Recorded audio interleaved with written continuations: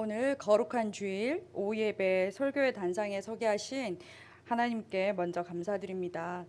이 시간 저는 그저 도구로서 성령님 인도하심 따라 하나님의 살아계신 생명의 말씀만 선포되어 저와 여러분이 함께 은혜의 시간이 되기를 간절히 축원합니다. 오늘 본문은 우리가 어릴 적부터 많이 들어오던 이야기입니다. 주요 등장인물은 삭개오인데요.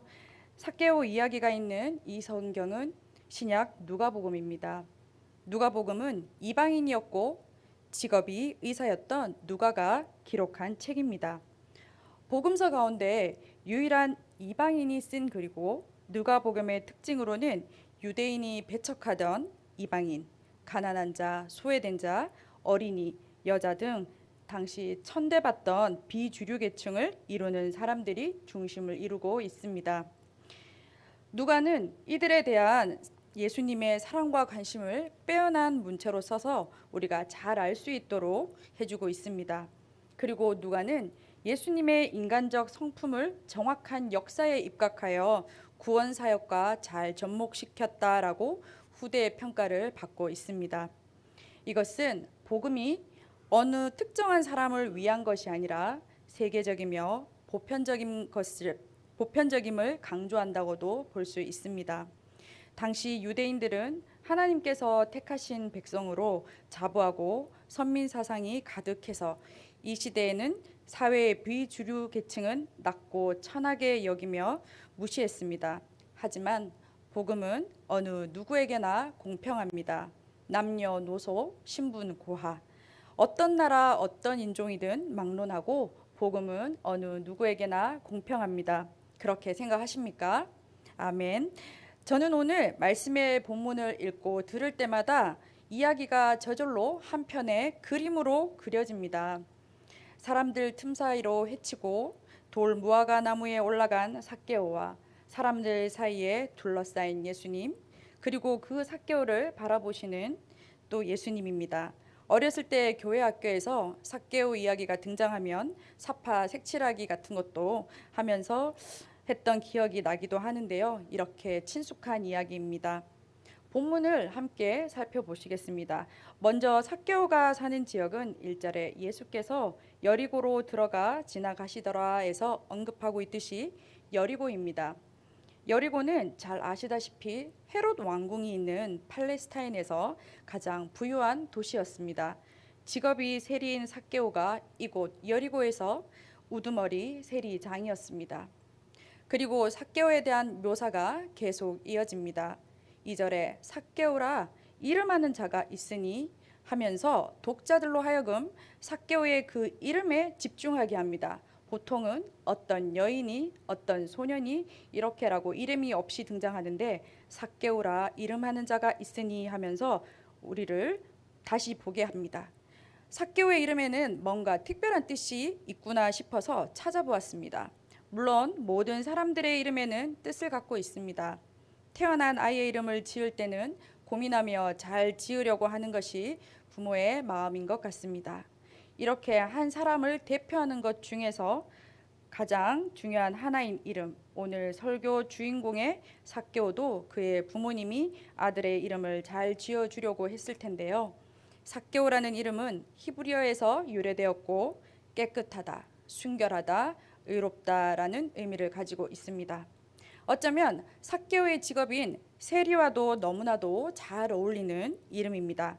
세금을 공평하게 적용하고 투명한 세리의 직업에 잘 맞는 것 같습니다만 삭개오가 누렸던 부는 당시 이스라엘의 시대적 정황을 볼 때 청렴하고 정직한 삶을 통해서 이루어진 것이 아닙니다. 세리는 로마 제국의 세금 징수 일을 맡아보는 관리로 그들은 로마 정부에서 요구하는 세금보다 더 많은 금액을 사람들에게 수탈하여 돈을 챙겼기 때문에 자신의 부를 마음껏 축적할 수 있었습니다. 더구나 세리장이었던 삭개오는 더 많은 돈을 챙길 수 있는 위치였으므로 아주 부자였습니다.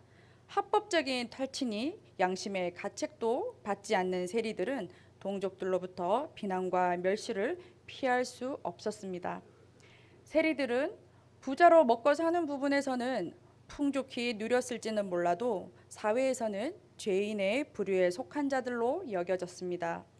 이렇게 당시 세리들은 또 삭개오는 깨끗하다, 순결하다, 의롭다라는 뜻의 이름과는 아주 거리가 멀었습니다.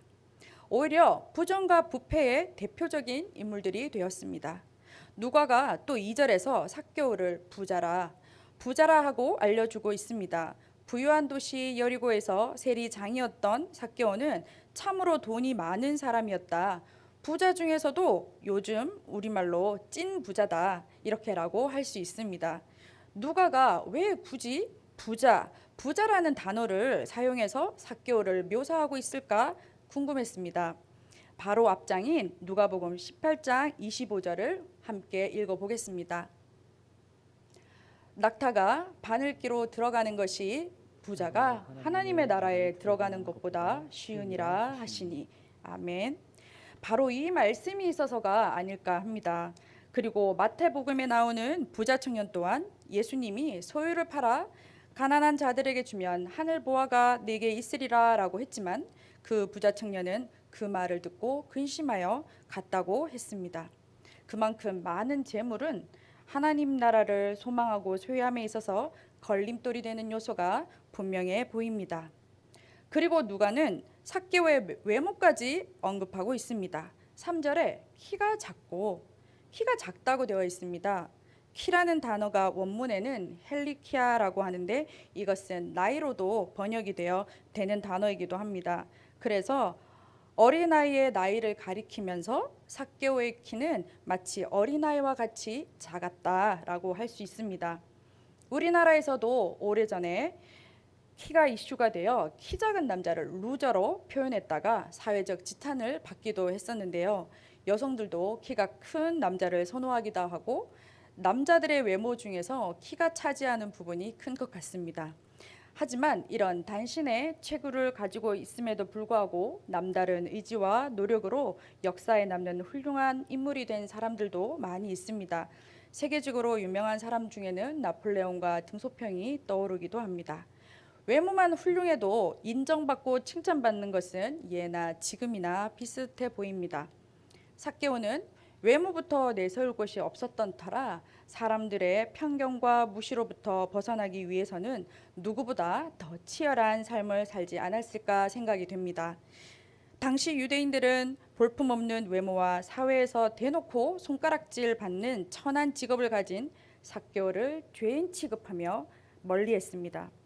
이런 상황에서 살아가는 삭개오를 생각했을 때 삭개오는 부자로 잘 먹고 잘 살았을지는 몰라도 함께 어울려 살아가는 사람들 속에 무시와 냉대로 참으로 외로운 삶을 살았겠다 싶었습니다. 그의 가족들도 삭개오와 같은 취급을 받았을 것입니다. 삭개오는 가족 외에는 함께 어울리지 못했을 것이고 가족들 또한 사람들로부터 상처받은 이들이었을 텐데 그들끼리라도 화목하게 잘 지냈을 것 같지는 않게 느껴집니다. 어느 한 부분에서라도 만족과 안정이 있다면 오늘 삭개오는 이 성경 말씀의 주인공으로 등장하지는 않았을 테니까요. 삭개오의 집안도 사람들로부터 받는 따가운 시선과 비난으로 늘 우울한 삶, 그저 그렇게 버텨내는 삶이지 않았을까 생각이 됩니다. 그렇게 채워지지 않는 것들을 돈으로 채우며 살지 않았을까요? 그때도 지금도 돈은 참 많은 것들을 해결하는 듯 보입니다. 돈은 내가 가지고 싶은 비싼 물건도 마음껏 살 수 있고 하물며 사람도 살 수 있고 여러 가지로 돈의 힘이 참으로 크긴 합니다. 하지만 아시다시피 돈이 우리의 모든 것을 해결해 주지는 않습니다.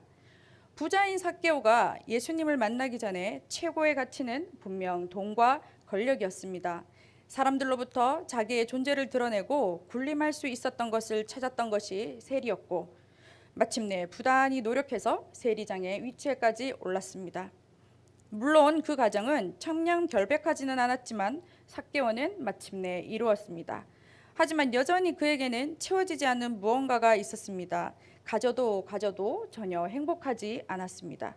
물질과 권력이 자신을 지켜주고 자신에게 힘이 되어주는 도구라 생각했기에 채우고 또 채웠지만 해결되지 않던 삶을 살아가던 삭개오는 소문으로 들었던 예수님이 자신이 사는 동네에 오신다는 소식을 듣습니다. 삭개오는 예수님을 단순히 소문의 인물, 호기심의 대상으로 여기지 않았습니다. 예수님은 가진 것 하나 없는데 언제나 주변에는 많은 사람들이 따르고 어디서든 누구 앞에서든 당당하게 행동하신 분이었습니다. 예수님이 가르치셨던 말씀, 전하셨던 하나님 나라, 예수님의 기적들 다 들었습니다. 삭개오는 이런 예수님이 참 궁금했을 것 같습니다. 누가복음 18장까지의 예수님의 행적을 살펴보면 예수님은 열병 걸린 시몬의 장모도 고쳐주셨고, 나병 들린 사람도 깨끗하게 하시고, 중풍병자도 고쳐주시고, 손 마른 사람도 고치시고, 백부장의 종도 고치시고, 나인성 과부의 죽은 아들도 살리시고, 귀신 들린 사람도 고치셨고, 야이로의 딸도 혈류병 여인도 모두 고쳐주셨습니다. 그리고 떡 5개와 물고기 2마리로 5천 명을 먹이신 기적도 행하시고 수전병 든 사람도 고치셨습니다. 바로 그리스도인 예수님이 하셨습니다. 예수님이 만난 사람들에게 예수님은 그들의 필요인 병 고침뿐만 아니라 구원을 또 영생을 선물로 주셨습니다. 예수님을 만난 사람들은 모든 문제가 해결되었습니다. 삭개오는 예수님이 아주 특별한 분이라고 생각했고, 그래서 예수님을 만나고자 하는 마음이 생겼습니다. 그런데 지금 본문의 상황은 삭개오가 예수님 앞에 마음 편하게 다가갈 수 있는 것이 아니었습니다. 오래전 우리나라도 신분이 높고 사회적 지위가 있는 사람은 절대로 뛰지 않았던 것처럼 이 당시 유대도 그러했다고 합니다. 체면을 중시했던 사회 분위기 때문에 사람들의 시선에 아주 민감했습니다. 그러니 성인 남자가 또 세리장 삭개오가 모인 인파속을 해치고 돌 무화과 나무에 오르는 일은 결코 쉬운 일이 아니었습니다. 게다가 그곳에는 자신을 천대하고 조롱하며 멀리했던 사람들로 예수님 주변에 가득했기 때문입니다. 하지만 삭개오를 고민 없이 움직이게 할 수 있었던 것은 바로 갈망이었습니다. 예수님을 보고자 하는 간절한 소원함이었습니다. 지금 아니면 또 언제 볼 수 있을까? 예수님, 저분이라면 내 문제가 해결될 수 있는 해답을 가지고 계시겠지 하는 기대가 있었겠습니다. 그래서 이제껏 삭개오를 차가운 시선으로 바라보고 비난했던 사람들 따위는 예수님 앞에서 생각나지도 않았습니다. 오히려 자신보다 큰 사람들의 무리 속에서 예수님을 보기 위해서 자신의 작은 키를 극복할 수 있는 돌 무화과 나무만 보였습니다. 조심조심 올랐던 나무 위에서 예수님을 바라보았을 때 소문으로만 듣던 놀라운 분, 예수님을 직접 두 눈으로 보다니 참 감격스러웠을 것 같습니다. 삭개오의 그 감격을 어떻게 표현할 수 있을까요? 제가 전에 사역했던 교회가 여기에서 가까운 남대문 교회였는데요. 탤런트 김혜자 권사님이 계셨습니다. 새신자부를 섬기셨는데 제가 4년을 사역하는 동안 맡고 있는 부서와 시간이 겹치다 보니 한 번도 만날 수 있는 기회가 없었습니다. 그런데 어느 주일 오후에 교회 안 카페에서 우연히 뵙게 되었어요. 함께 계시던 다른 권사님이 저를 소개해 주셔서 예쁜 목련나무 앞에서 같이 사진을 찍었던 기억이 납니다. TV에서만 보던 분을 실제로 뵈니까 너무 신기하고 좋았어요. 그런데 그분이 제가 교육자라고 인사도 해주시고 정중히 대해주시니까 오히려 더 부끄럽고 영광이었습니다. 하물며 저는 TV에 나오는 유명한 배우 한번 봤다고 이러는데 삭개오는 피하고만 싶었던 사람들을 헤쳐 나무에 올라가 겨우 예수님을 바라보면서도 가슴 벅찼을 것 같습니다. 삭개오가 감히 당당히 나설 수 없는 사람들 속에 계셨던 예수님이셨기에 가만히 있는 듯 없는 듯 돌무화과 나무에서 예수님을 조용히 보고 있는 삭개오였습니다. 그런데 나무에 숨어 있다시피 한 삭개오에게 생각지도 못한 뜻밖의 상황이 펼쳐집니다. 정말 더 크신 분, 위대하신 분 예수님이 무리에서 시선을 돌려 삭개오를 올려다 보셨고 먼저 말을 건넵니다. 5절입니다. 함께 읽어보겠습니다. 예수께서 그곳에 이르사 쳐다보시고 이르시되 삭개오야 속히 내려오라 내가 오늘 내 집에 유하여야 하겠다 하시니 예수님은 삭개오야 하면서 이름을 불러주셨습니다. 사람이라면 이름이 있고 이름이 불리며 사는 것이 지극히 일반적인 것이지만 삭개오의 상황을 생각해 본다면 좀 많이 다른 것도 같습니다. 삭개오의 이름의 뜻은 의로운 사람, 순결한 사람인데 하지만 그 누구도 세리장 삭개오를 그 이름의 뜻과 같이 생각하는 사람은 단 한 사람도 없었을 것입니다. 그러니 삭개오를 불렀을 때 어떻게 불렀을까요? 이름보다는 저기 세리장 지나간다, 키가 작았다고 하니 저기 난장이 지나간다, 이렇게 비아냥거리며 놀리는 말을 서슴지 않았을 것 같습니다. 그런데 예수님은 삭개오야 속히 내려오라, 다정히 따뜻하게 불러주십니다. 아무도 따뜻한 말로 불러준 적이 없는 삭개오에게 이어서 말씀하십니다. 내가 오늘 내 집에 유하여야 하겠다라고 말입니다.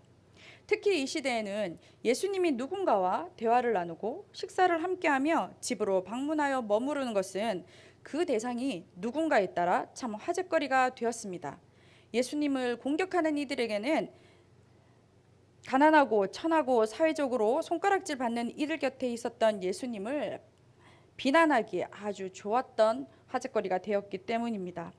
하지만 모든 사람들이 대놓고 싫어하는 세리들과 함께 있으려고 예수님은 작정하셨습니다. 비난받을 수 있는 상황이 되었음에도 불구하고 개의치 않으셨습니다. 유하여야 하겠다.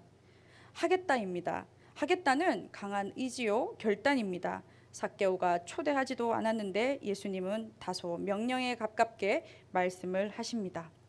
물론 예수님이 삭개오의 집에서 머무르셨다는 것은 삭개오로서는 가문의 영광이었을 것입니다. 이전에 삭개오의 집에 찾아온 사람이 있었을까요? 그저 같은 일을 하는 세리이거나 식솔들 외엔 없었을 것 같습니다.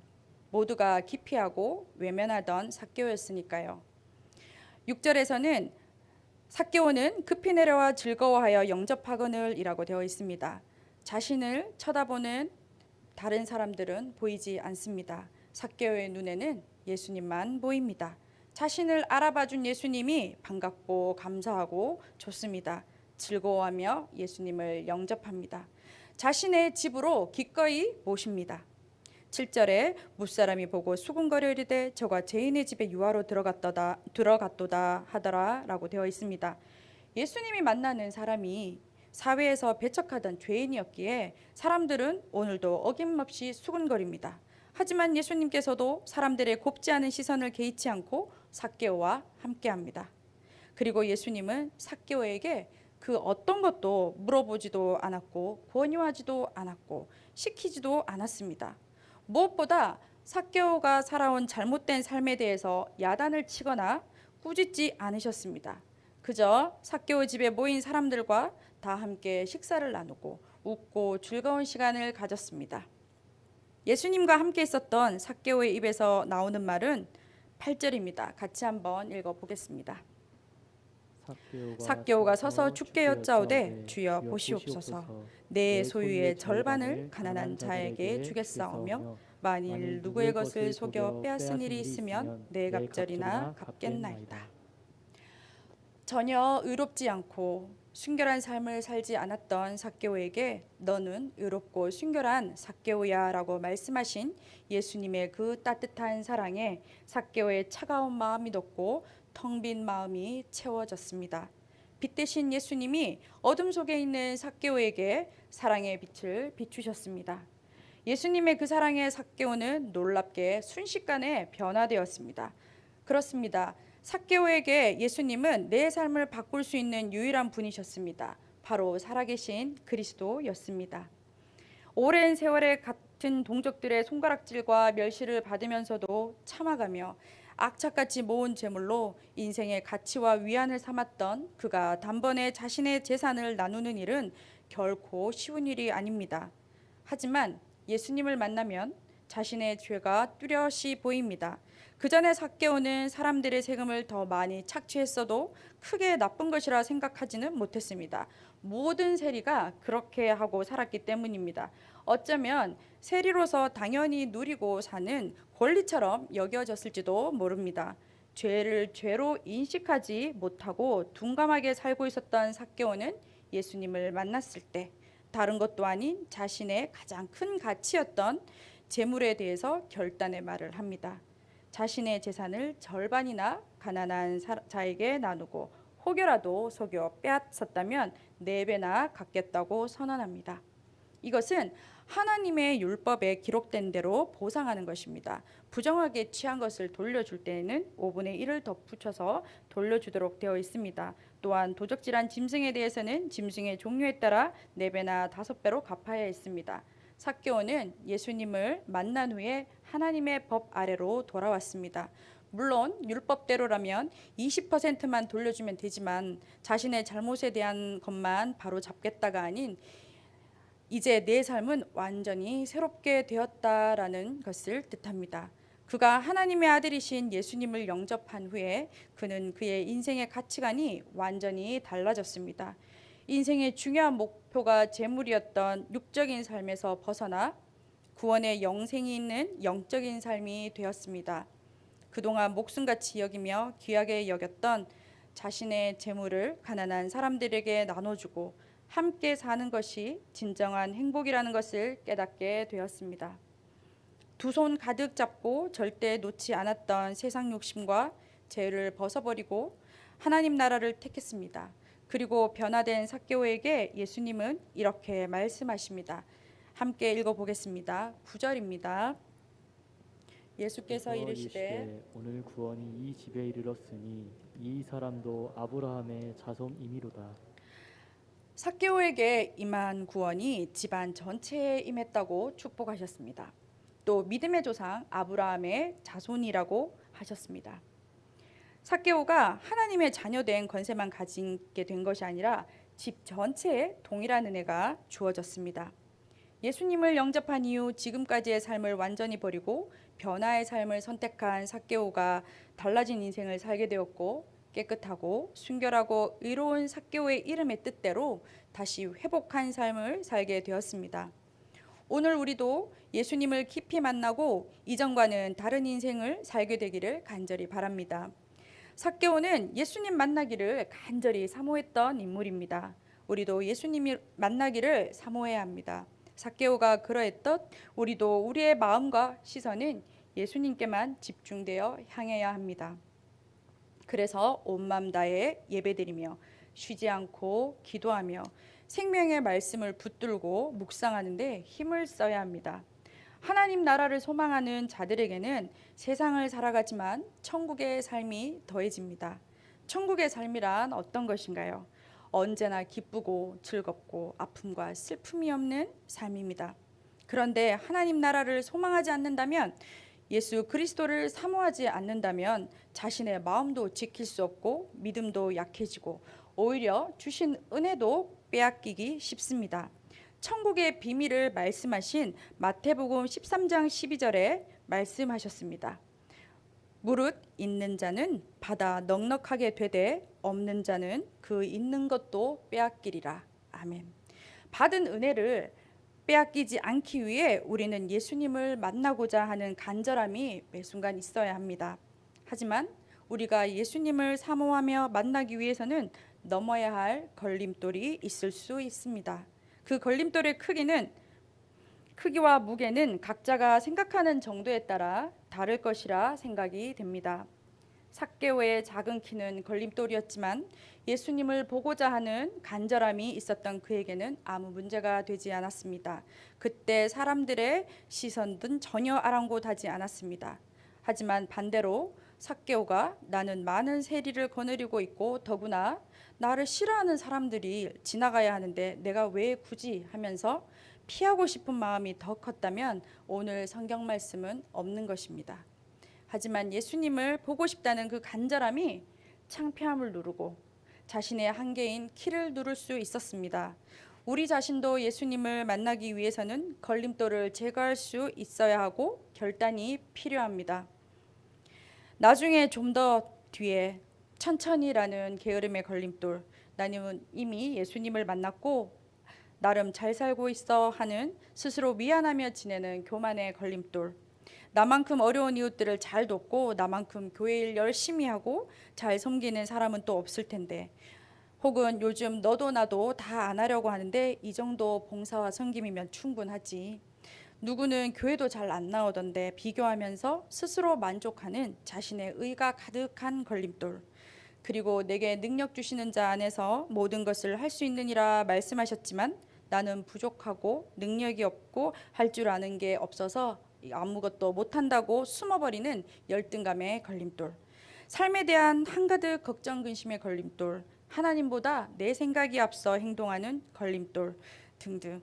내가 예수님을 제대로 만나고 살고 있는 것 같이 느껴지지 않으신다면 그렇게 살지 못하는 걸림돌이 어떤 것이 있는지 한번 살펴보고 제거하는 시간이 되었으면 좋겠습니다. 그리고 또 내가 그리스도인이라는 이름으로 누군가에게 상처를 준 적은 없는지, 내가 하나님의 자녀된 권세로 사랑하고 위로하고 축복의 말을 한 것이 아니라 입술로 지적하고 가르치고 정죄한 적은 없는지, 그리고 이해하고 배려하고 품어주는 것이 아니라 자신의 귀는 닫고 상대방을 들으려 하지 않고 있지는 않은지 살펴보았으면 합니다. 무엇보다 내가 옳다고 생각하는 가치관이 하나님이 보시기에도 옳은 건지 말씀 앞에 비추어 성령님이 조명해 주시기를 기도하며 자신을 돌이켜보는 시간이 되었으면 좋겠습니다.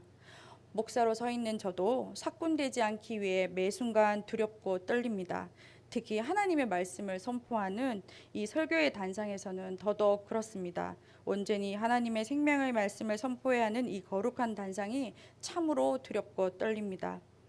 그래서 오늘도 저를 찾아주신 예수님이 온전히 주인 되어 주시기를, 또 저를 건져 주시기를 기도합니다. 오늘 본문의 마지막 절인 10절을 함께 읽어 보겠습니다. 인자가 온 것은 잃어버린 자를 찾아 구원하려 함이니라. 아멘.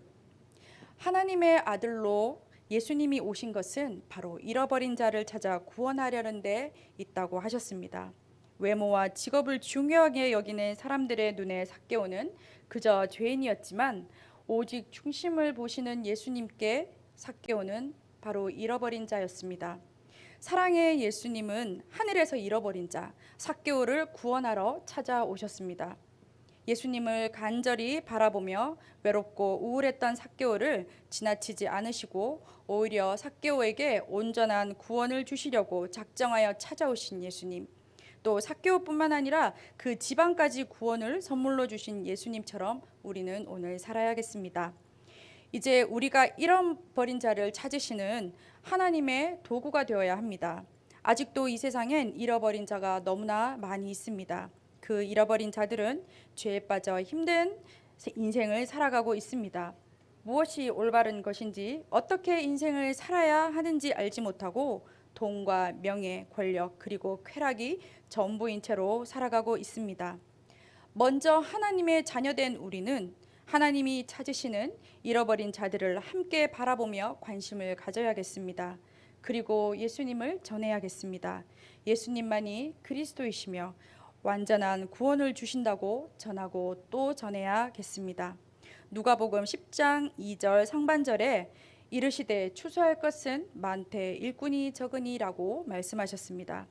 일꾼이 적어 안타까워 하시는 하나님 마음을 시원하게 해드릴 수 있도록 우리 모두가 잃어버린 자를 찾는 일꾼이 되었으면 좋겠습니다. 이것이 우리의 사명임을 잊지 않기를 간절히 바랍니다.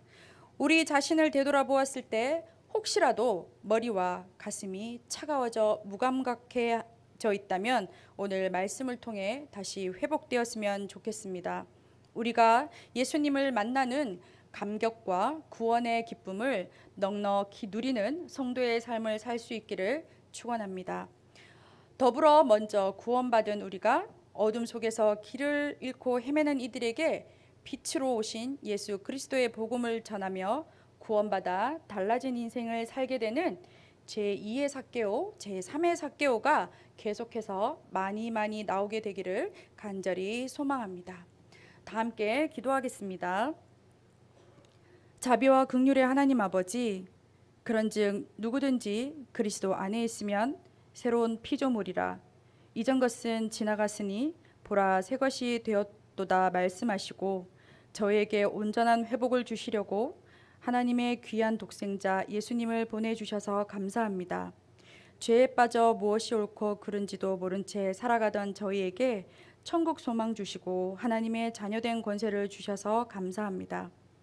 하나님의 이 크신 은혜를 값싼 은혜로 만드는 저희가 되지 않기를 간절히 바라며 날마다 깨어 있어서 이 땅에 아직도 예수 그리스도를 만나지 못한 사람들에게 먼저 만난 저희들이 전할 수 있기를 진정으로 소망합니다. 앞서 행하신 하나님 따라가며 예수님처럼 순종할 수 있기를 또한 기도합니다. 저희를 불쌍히 여기시고 예수님 가신 그 좁은 길 걸어갈 수 있도록 도와주시옵소서. 이 모든 말씀 저희에게 구원의 빛 환히 밝히 비춰주셔서 어둠에서 건져주신 예수님 이름으로 기도합니다. 아멘. 다음